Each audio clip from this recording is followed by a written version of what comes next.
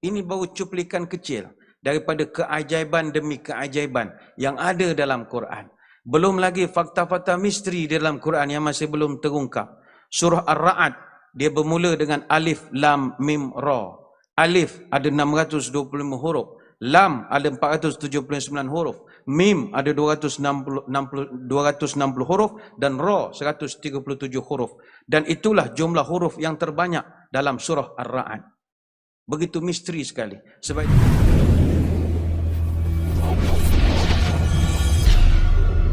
sambil-sambil kita berjeda dan berehat, tazkirah ini sebentar sahaja, kita akan membincangkan perkara-perkara berkaitan tentang Al-Quran.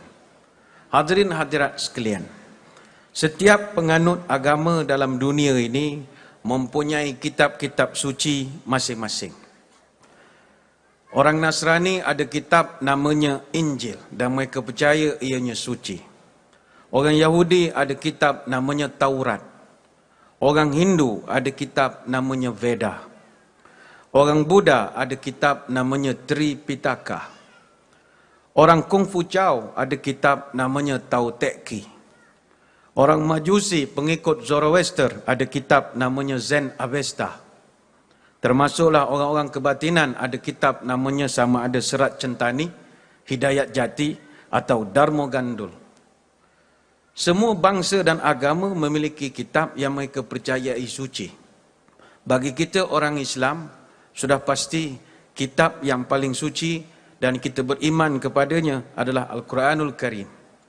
Dan Quran merupakan mukjizat yang Allah turunkan kepada Nabi kita. Yang mana mukjizat ini kebiasaannya Allah akan turun mengikut keperluan dan suasana Nabi-Nabi tersebut.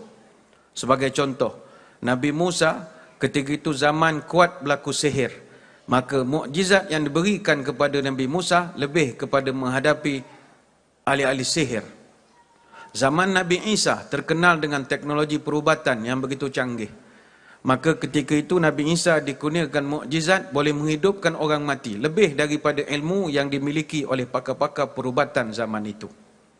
Dan zaman Rasulullah SAW adalah zaman meriahnya syair dan juga sastra. Sehingga kan di zaman itu pasar seni lebih ramai orang datang berbanding dengan pasar unta. Disebabkan itu diturunkan kepada Nabi mukjizat Al-Quran. Yang mana ianya sangat melebihi dan tak dapat ditandingi oleh syair-syair ketika itu. Bagaimana yang kita katakan Quran itu adalah mukjizat? Pertama, ianya adalah mukjizat daripada segi bahasa. Iaitu Quran ini dari segi susunan, keindahan kata-kata, gaya bahasa, balaghah dan kefasihannya tidak mampu ditandingi oleh mana-mana syair atau kitab-kitab lain sekalipun. Pertama, mukjizatnya ia tak boleh ditiru. Pernah Musailamah Al-Kazzab, dia berkali-kali cuba nak tiru Quran tapi tidak berhasil. Ketika utusan Bani Hanifah datang berjumpa dengan Abu Bakar radhiyallahu anhu. Lantas Abu Bakar pun tahu mereka ni adalah daripada puak-puak Musailamah Al-Kazzab. Lalu kata Abu Bakar, cuba awak bacakan Quran versi Musailamah, saya nak dengar sekali. Mereka pun membacakanlah, Ya Difda'ata binti Difda'ain, Naqiyalakum tankina, Lama takdirin, Wala syaribab tamna'in. Abu Bakar gelak sajalah. Kata apa pesen Quran kamu ni? Teruk sangat bahasanya. Ya Difda'ata binti Difda'ain, wahai katak betina dari dua pasang katak. Apa cerita wahyu? Cerita katak betina beranak pada katak ni bukan wahyu. Dia kata, dah bos kami turun begitu, kami baca sajalah. Dia kata begitu. Kata Bakar, cuba baca lagi ayat-ayat yang lain yang sedap sikit bunyinya. Walailid damis, wazibal hamis, ma qata'at asadun min ratbin wala yabisin. Demi malam yang gelap gelita, demi serigala yang berdesir, demi apa yang dipotong oleh singa sama ada yang basah atau kering. Kata Abu Bakar, apa ayat engkau ni kehendak sebenarnya? Saya pun tak tahu tuan. Bos saya baca, saya hafal sajalah. Tak mampu ditiru. Pernah Amru bin Al-As berjumpa dengan Musailamah Al-Kazzab sendiri. Lalu Musailamah tanya, Hey Amru, Muhammad apa cerita? Ada dapat wahyu baru? Kata Amru, ada. Apa rupa wahyu baru? Kata Amru, Wal asr, innal insana lafi khus, illal ladzina amanu wa amilus solihat wa tawassaw bil haqq wa tawassaw bis sabr. Maka kata Musailmah, aku pun dapat wahyu lebih kurang gitu juga. Apa bunyinya? Ya wa baru innama anta iradun wa sadar wa sa'iruka hafrun nakrun. Berguling Amru al-As suka. Apa artinya? Ya baru, wahai bulu, engkau selalu dicabut kemudian muncul balik. Bergolek pula. Kata Musailmah, kau nak buat wahyu agak-agak lah. Itu belum kira dia buat wahyu lain lagi. Dia tirunya, inna a'tainakal khu'khu' fasalli li rabbika waz'aj inna syani'aka huwal ibla. Orang guling ni suka. Dia buat ayatnya, dia buat satu surah, Al-fil wa mal-fil lahu khurtumun tawil wa lahu zail. Al-fil maknanya gajah. Wa mal-fil, apakah itu gajah? Wa ma adraka ma fil, mu tahu tak gajah tu apa? Lahu khurtumun tawil, dia ada belalai panjang. Wa lahu zail, dia ada ekor pendek. Tah benda-benda surah dia buat. Sebab itu Quran, walaupun dalam Quran ada cerita pasal haiwan, semut, belalang, lembu, tapi redaksi bahasa Quran tidak seteruk tadi yang kita bacakan. Tuan-tuan di sini saya kira bukannya semua ulama Quran, tapi kita kenal bahasa Quran tidak seteruk itu. Quran dia ada kehalusan bahasa yang payah kita nak ceritakan.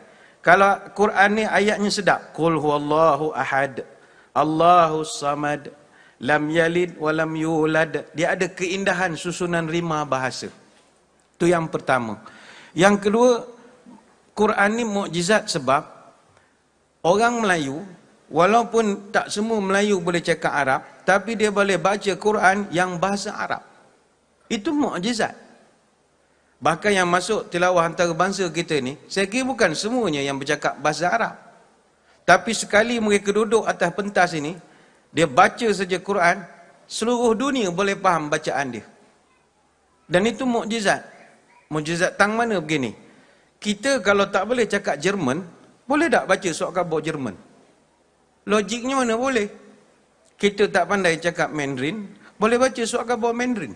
Tak boleh, tengok gambar boleh ha? Kita tak pandai bahasa Rusia, tak boleh baca surat khabar Rusia. Tapi kita tak pandai cakap Arab, kita boleh baca Quran yang bahasa Arab.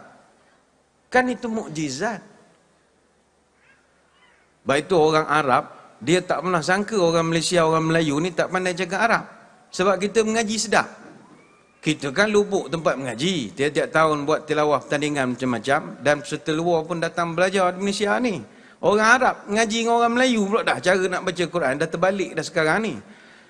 Dia orang tak sangka pula orang Malaysia dia tak pandai cakap Arab. Ada satu jemaah pergi ke Mekah. Dia nak mengaji Quran lah di Masjidil Haram. Sa'ala sa'ilum bi'azam. Orang Arab tua-tua ni datang berkumpul keliling dia.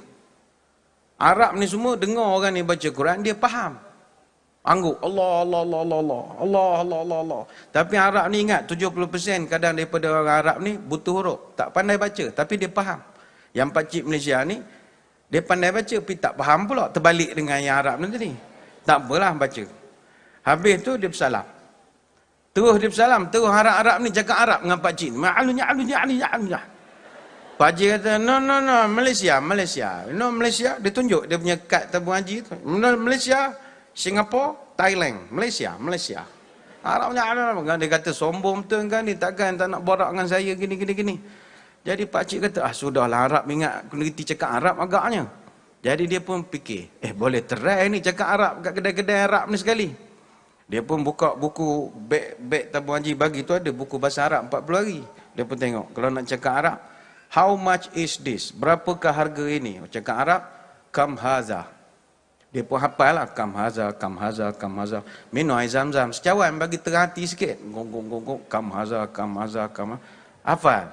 Pergilah kat kedai minyak atar depan Masjidil Haram. Masuk kedai, Assalamualaikum. Waalaikumsalam. Dia pun tengok minyak atar. Kam haza.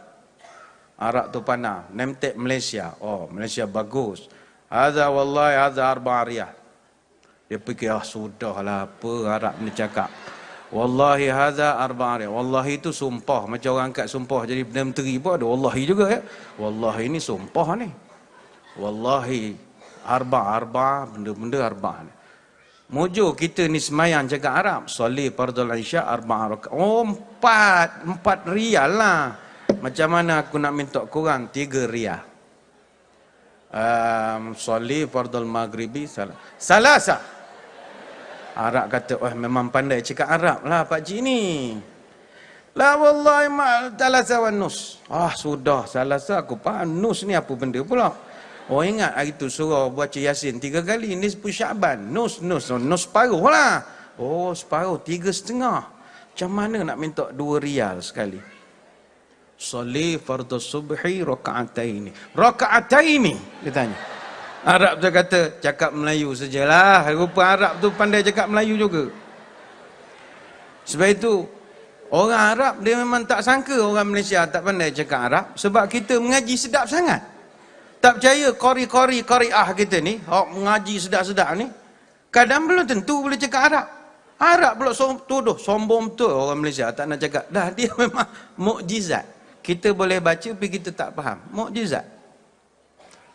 Yang ketiga, mukjizatnya adalah kita membaca bahasa Arab, yang mana bahasa Arab yang kita dengar tiap-tiap malam ini adalah bahasa Arab yang umurnya dah berusia 2000 tahun. Bahasa Arab Quran ini bahasa yang tua di dunia. Dan dalam dunia tidak banyak bahasa yang boleh bertahan lebih pada 1000 tahun. Tidak ada. Bahasa Arab ni dah 2000 tahun. Hatta tuan-tuan yang mengaji lama di England, belajar Inggeris peringkat tinggi, 31991 apa ke, TOEFL, TESA, benda semua. English tinggi mana pun kita mengaji, tapi kalau English yang 1000 tahun dulu punya English, kita dah tak boleh baca. Dia panggil Old English, abad yang ke-12. Terror macam mana pun kita duduk di England bertahun-tahun, mendengar Old English, kita tak boleh cakap. Bahasa tu dah hilang. Sebagai contoh, bahasa Inggeris abad yang ke-12, saya ingat tak ada orang boleh faham. Contohnya, sebat seglod the fifth dagas. Ini bukan bahasa Jerman dah, bahasa Inggeris, Old English. Sebat seglod the fifth dagas. The boat sail for 5 days. Beza sangat dia. Apa lagi? Fifth batas seglode of a brim. Brim tu fahamlah sikit-sikit. Yang pertama tu, fifth batas seglode of a brim. The 5 boat sail over the boat sail over the sea. Hatta kalau dia nak menegur kita, good night. Macam mana cara memanggil good night? God need. Tak faham langsung. Jangankan bahasa Inggeris yang dah 1000 tahun, bahasa Belanda yang 300 tahun pun payah nak faham. Belanda jajah tanah Melayu, jajah Indonesia berapa ratus tahun. Tapi kalau pergi semula orang Belanda tu datang tempat kita nak baca naskah dia yang asal, tak boleh baca lagi dah. Bahkan tak payah bahasa orang lah, bahasa Melayu pun dah 3 kali tukar laras bahasa. Sebab itu bahasa klasik mana ada, kecuali tinggal untuk bahasa persuratan di istana. Warkah tulus ikhlas daripada saya Sultan sekian-sekian. Mudah-mudahan barang diwasalkan oleh Tuhan Rabbul Alamin. Apalah jua kiranya datang ke majlis orang tua saya yang bahagia Tun sekian-sekian di Putrajaya dengan kesejahteraannya. Wa ba'dal ahwal adalah saya dengan sukacitanya. Sekarang dah tak pakai dah bahasa itu. Zaman-zaman asrama dulu ya hantar surat ke mak minta duit begitu. Sekarang tak ada dah. Sebab itu bahasa Arab bahasa paling tua dan masih kekal. Baik itu tak keterlaluan kalau kita sebut Rasul SAW, kalau dia bangkit semula, dia datang ke Dewan Merdeka PWTC ni, suruh dia bagi ceramah, orang faham. Bahasa dia tetap orang faham. Bahasa Arab dia masih dikekalkan. Tapi bukan kita nak merendahkan. Kalau Nabi Musa hidup balik, kalau Nabi Isa hidup balik, belum tentu kita faham dia ceramah. Sebab bahasa dia tak wujud. Kalau Nabi Isa tu bahasa Aramaik. Aramaik ni the mother of Arabic and Hebrew. Memang tak faham. Bahasa bertulis tertua di dunia. Dah wujud lebih pada 3000 tahun. Dan sekarang penuturnya tinggal rare sangat dah. Makhluk hampir pupus. Di Iraq, Timur Laut, Syria, Tenggara Turki dah tak banyak lagi. Sebab tak terjaga. Tapi bahasa Arab, kita warisi kitab berusia ribuan tahun bahasanya. Sebab itu bagi kita di Malaysia, kita warisi satu bacaan Quran. Qiraat Asim, riwayat Hafs, Tariq Syatibi. Kenapa kita ambil daripada Qiraat Asim? Sebab dia paling masyhur, iaitu Hafs. Sanad dia berakhir dengan 5 sahabat yang pernah baca depan Rasul SAW. Hafs dia berguru dengan Asim. Asim dia pernah talaki dengan Abdurrahman As-Sulami. Abdurrahman As-Sulami pernah talaki depan 5 orang sahabat. Zaid bin Thabit, Abdullah bin Mas'ud, Muaz bin Jabal, Osman bin Affan dan Ali bin Abi Talib radhiyallahu anhum ajma'in. Sebab itu bacaan yang kita dengar tiap-tiap malam di majlis tilawah Al-Quran ini, sanadnya sampai kepada Rasulullah sallallahu alaihi wasallam ribuan tahun, dan itu adalah mukjizat. Dan yang keempat, mukjizat Quran ini adalah fakta saintifik yang begitu mencabar keilmuan manusia-manusia moden. Syaratnya kalau ditadabbur. Kalau sekadar dibaca sahaja dan ditaranumkan, tak dapatlah maksudnya. Lepas itu kita ucap tahniahlah kepada Rustia. Selesai qari-qariah membaca, ada ulasan ayat supaya dapat ditadabbur. Kalau tidak ditadabbur Quran, kalau sekadar dibaca dan dihafal, kita hanya mampu mendengar 28 huruf hijaiyah, 340,740 huruf, 77,437 kalimah, 6,236 ayat, 114 surah, 30 juzuk, 60 hizib, 240 makra' sahaja.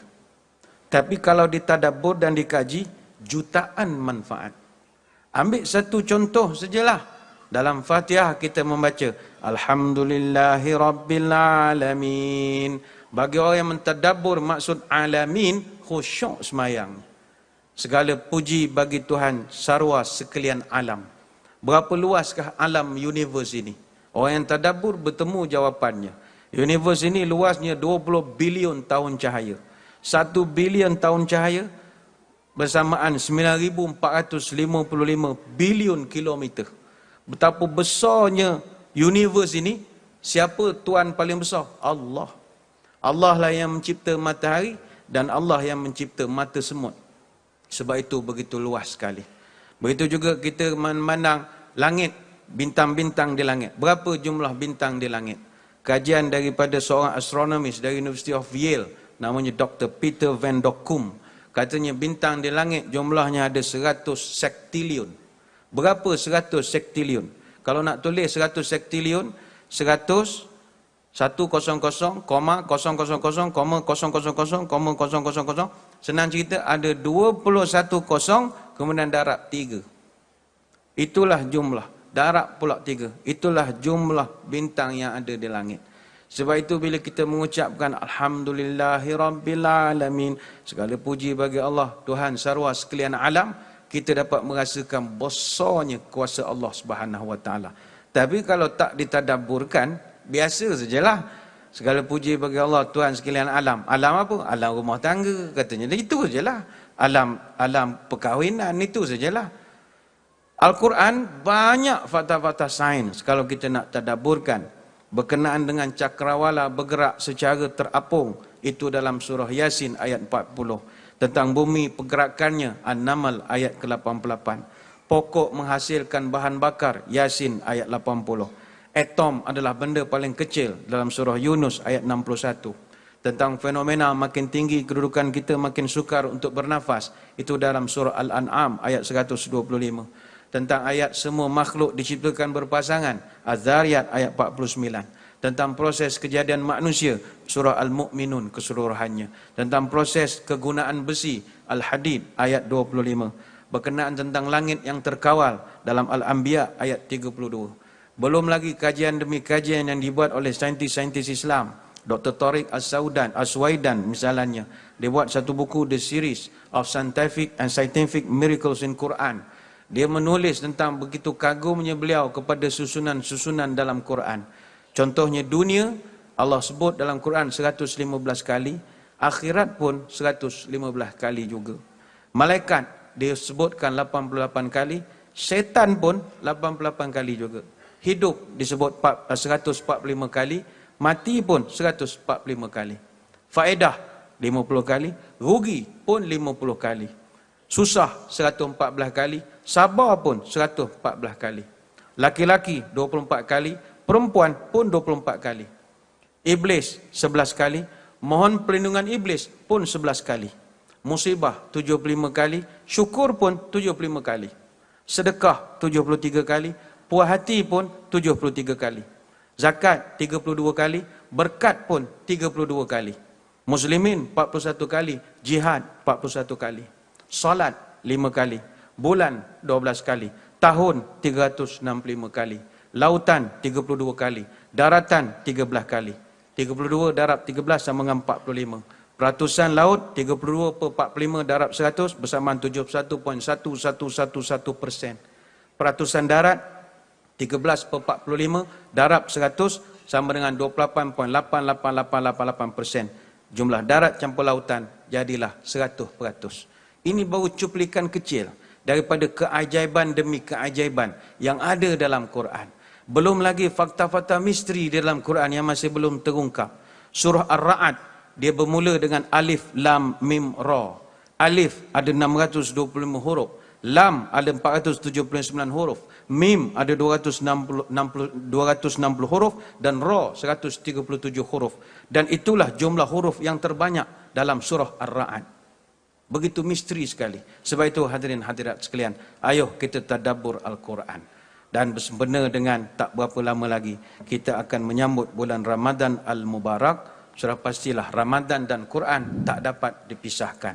Kerana Ramadan 3 perkara yang berkembar dengannya: As-Siyam, Al-Qiyam dan juga Al-Quran. Moga-moga kecintaan kita kepada Al-Quran semakin bertambah selepas daripada majlis tilawah Al-Quran ini. Sekadar itu